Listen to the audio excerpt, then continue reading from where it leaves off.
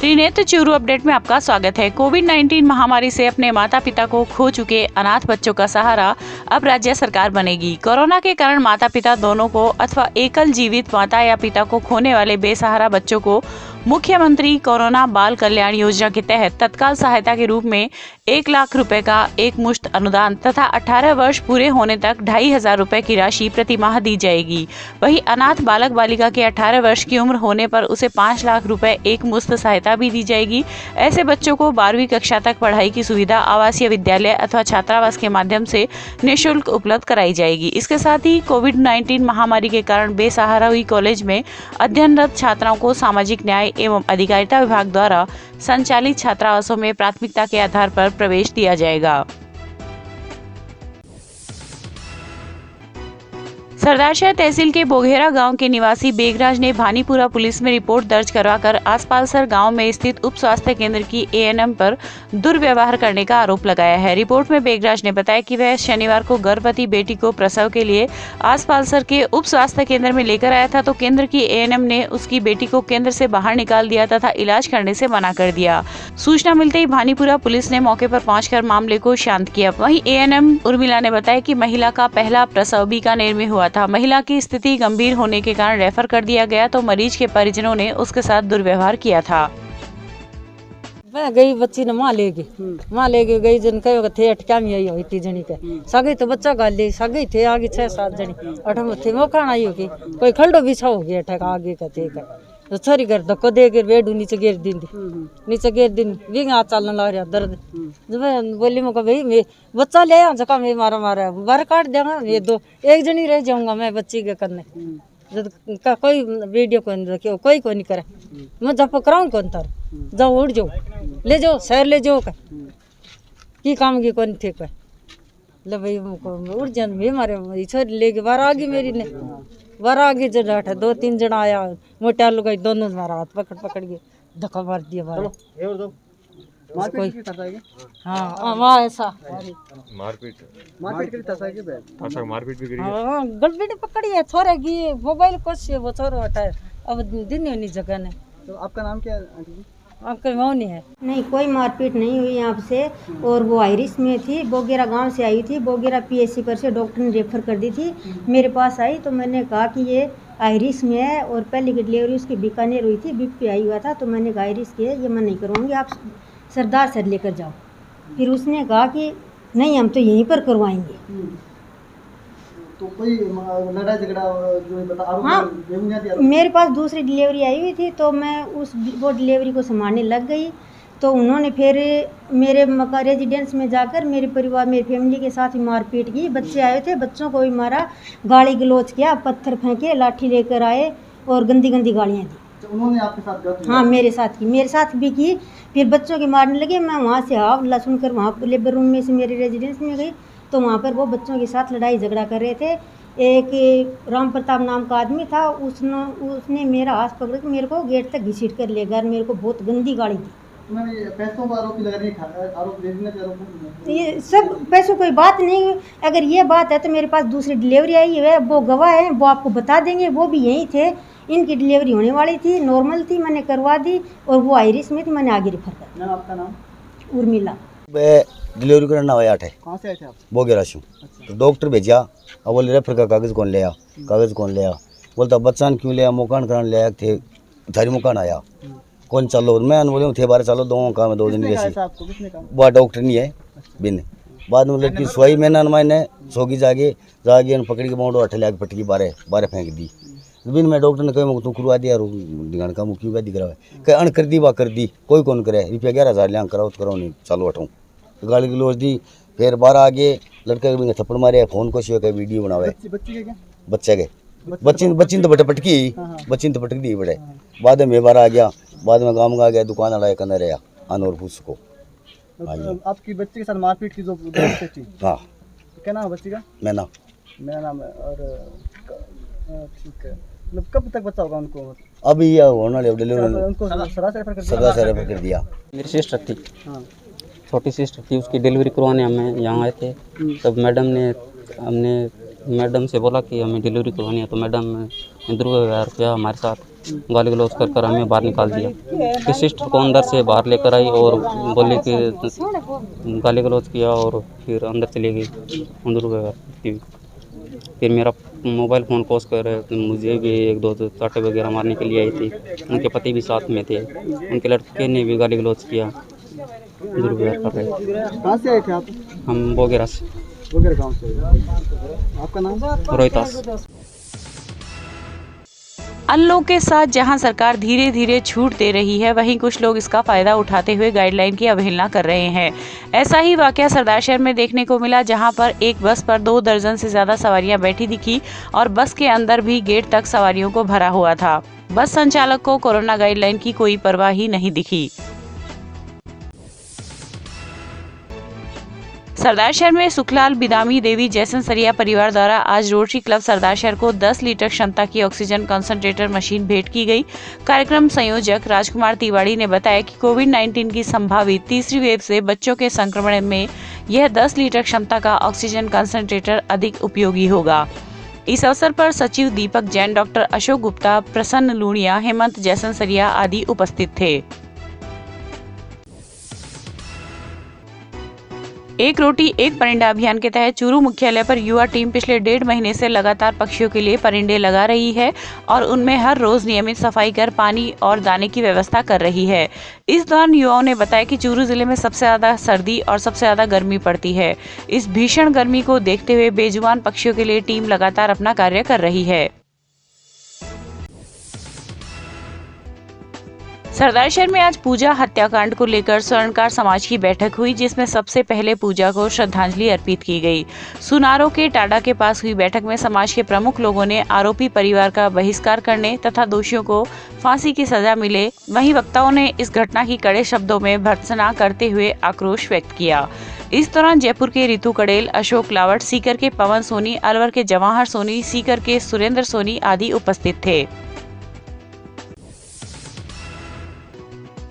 चूरू की राजकीय लोहिया महाविद्यालय के संस्कृति विभाग के अध्यक्ष डॉक्टर भवानी शंकर शर्मा ने महाराणा प्रताप जयंती पर अपने माता पिता की स्मृति में कक्षा 3 से 12 तक के विद्यार्थियों के लिए प्रश्नोत्तरी, निबंध तथा चित्रकला प्रतियोगिताओं का आयोजन किया है, जिसमें चूरू जिले के सभी विद्यालयों के विद्यार्थी भाग लेकर पुरस्कार जीत सकते हैं।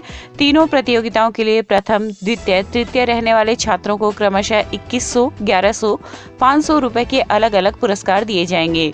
सभी प्रतिभागी विद्यार्थियों को सहभागिता प्रमाण पत्र भी दिए जाएंगे। प्रतियोगिता का आयोजन आदर्श विद्या मंदिर के शिक्षकों शरद शर्मा, विक्रम नाथावत, बाबूलाल प्रजापत, विशाल जैन तथा त्रिविक्रम के नेतृत्व में किया जाएगा। एवं सभी विद्यालयों के प्रिय बच्चों, आपको विदित है कि हमने 13 जून पर, जो कि महाराणा प्रताप जयंती का अवसर है, 3 प्रतियोगिताएं आयोजित करवाने का संकल्प लिया था। उनमें से 2 प्रतियोगिताएं 13 जून को ही आयोजित होंगी। मैं डॉक्टर भवानी शंकर शर्मा अपने माता पिता की स्मृति में ये प्रतियोगिताएं आयोजित करवा रहा हूं और ये प्रतियोगिताएं आदर्श शिक्षण संस्थान चूरू के माध्यम से संपन्न होंगी। आप लोगों ने जो लिंक हम लोगों ने भेजे थे उस पर बहुत ही उत्साह के साथ में अपना पंजीयन करवाया है। उसी का परिणाम है कि लगभग 2000 छात्रों ने अपना पंजीयन अब तक करवा लिया है। मैं आशा करता हूं कि आप 13 जून को 11 बजे से 11:30 बजे के बीच में प्रश्नोत्तरी प्रतियोगिता में भाग लेकर के उसे इसी प्रकार से अच्छी तरह से संपन्न करेंगे। यह प्रतियोगिता ऑनलाइन होगी, जिसका लिंक आपको आज रात तक भेज दिया जाएगा और आपके रोल नंबर भी कल तक आपको, यानी 12 जून तक आपको मिल जाएंगे। आशा है आप निबंध प्रतियोगिता में भी अपने निबंध को लिख करके 13 तारीख को लिख लेंगे और 14 तारीख को आसपास के विद्यालय में, यानी आदर्श विद्या मंदिर में उसको जमा करवा देंगे, ऐसी आपसे अपेक्षा है। भामाशाह जयंती यानी 28 जून को हम तीसरी प्रतियोगिता का आयोजन करेंगे, जिसमें कक्षा 3 से 5 तक के बच्चे महाराणा प्रताप का चित्र बना करके और हमें सौंपेंगे। यह प्रतियोगिता विद्यालयों में ही आयोजित होंगी, जिसके बारे में आपको समय पर सूचित कर दिया जाएगा। अस्तु, मैं आप सबसे एक बार पुनः ये निवेदन करता हूं कि आप 13 जून की ऑनलाइन संपन्न होने वाली प्रश्नोत्तरी प्रतियोगिता में ठीक समय पर उपस्थित होकर अपनी प्रतियोगिता में भाग लेंगे और इस कार्यक्रम को सफल बनाएंगे। जिले में बाढ़ अतिवृष्टि की संभावना के दृष्टिगत सूचना प्राप्त करने एवं जनसाधारण को तत्काल राहत प्रदान करने हेतु 15 जून से आगामी आदेश तक अतिरिक्त प्रशासनिक अधिकारी कलेक्ट्रेट कक्ष चूरू में बाढ़ नियंत्रण कक्ष एवं ईओसी की स्थापना की गई। जिला कलेक्टर सावनवाल वर्मा द्वारा जारी आदेशानुसार बाढ़ नियंत्रण कक्ष एवं ईओसी के दूरभाष नंबर 01562 251 322 एवं टोल फ्री नंबर 1077 है। नियंत्रण कक्ष के समग्र प्रभारी अधिकारी अतिरिक्त जिला कलेक्टर चूरू PR मीना व प्रभारी अधिकारी मुख्य आयोजना अधिकारी एवं सहायक प्रभारी तहसीलदार चूरू है। जिले में ऐसे अयोग्य अति संवेदनशील लाभार्थी समूह हो जिनके पास पहचान पत्र नहीं है, उनका कोविन सॉफ्टवेयर के माध्यम से निर्धारित पहचान पत्र के बिना कोविड-19 टीकाकरण करने बाबत मानक संचालन प्रक्रिया जारी की गई है।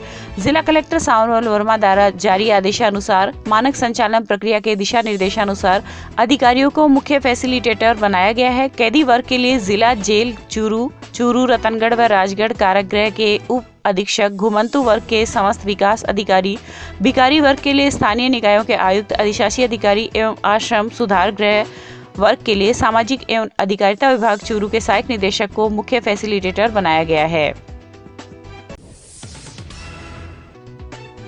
राजकीय डीबी जनरल अस्पताल के पीएमओ डॉक्टर FH गौरी ने कहा है कि कोरोना की दूसरी लहर अब कुछ नियंत्रण में है, लेकिन यदि तीसरी लहर से बचना है और कोरोना के डर से मुक्त रहना है तो वैक्सीनेशन करवाएं। उन्होंने लोगों से वैक्सीनेशन के लिए जारी अपील में कहा कि यदि आप टीके में विलंब करते हैं तो कहीं ऐसा ना हो कि आप तीसरी लहर की चपेट में आ जाए और कोई बड़ा नुकसान हो जाए।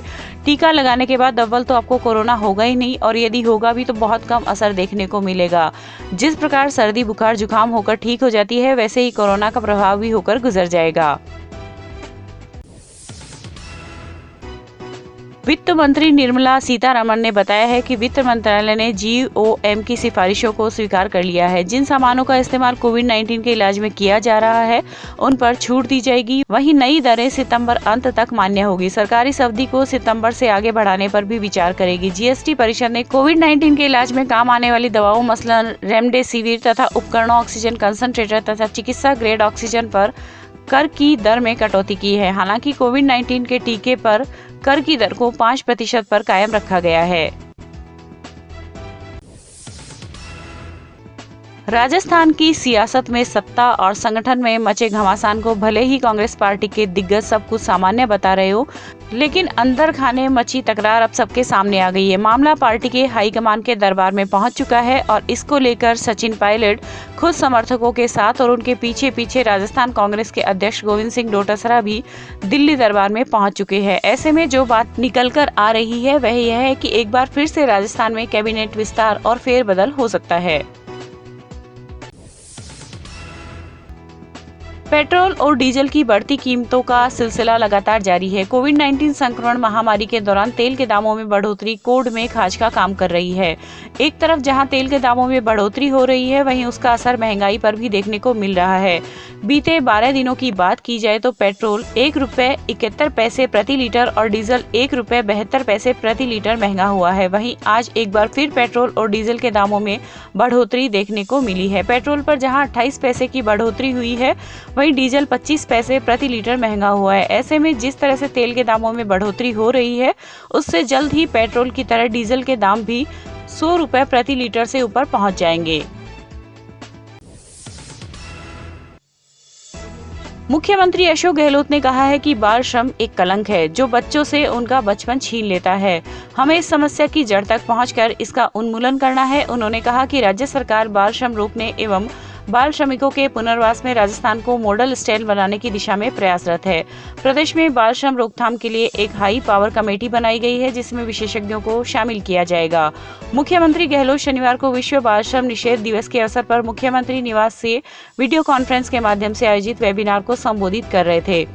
चूरू जिला मुख्यालय पर इस वेबिनार में जिला collector Sawanwal Verma, SP Narayan Togas, SDM Abhishek Khanna, समाज कल्याण विभाग के सहायक निदेशक अशफाक खान आदि ने शिरकत की।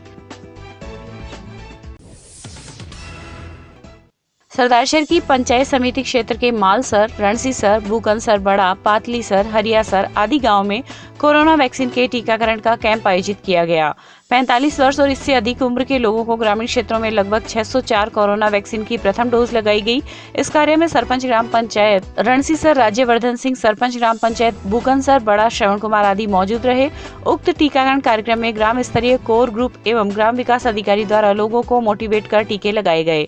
विकास अधिकारी दुर्गाराम पारिक द्वारा ग्राम हरियासर, बुकनसर बड़ा, मालसर, सैदासर आदि गाँव के कैंपों का निरीक्षण कर लोगों को कोरोना वैक्सीन टीकाकरण करने के लिए प्रेरित किया गया।